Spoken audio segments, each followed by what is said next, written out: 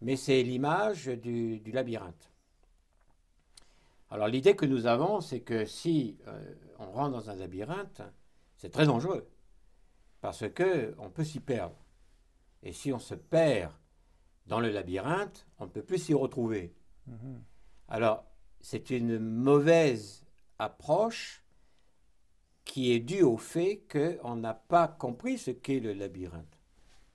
Le labyrinthe, qui est le palais, le temple du labère, qui est cette fameuse hache à double tranchant Mhm. que l'on voit être un attribut d'un certain nombre de héros, hein, de héros, dans le cadre de certaines, un certain nombre de traditions. Quand on rentre à l'intérieur, on ne s'y perd pas.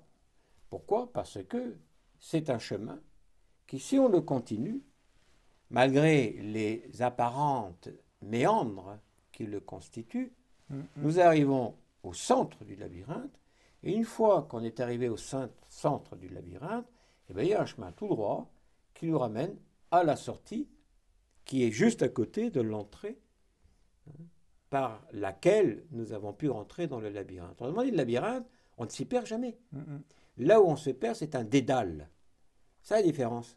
C'est quand les gens pensent labyrinthe, ils pensent en fait dédale. Mhm. Dans un dédale, c'est le dédale de la pensée.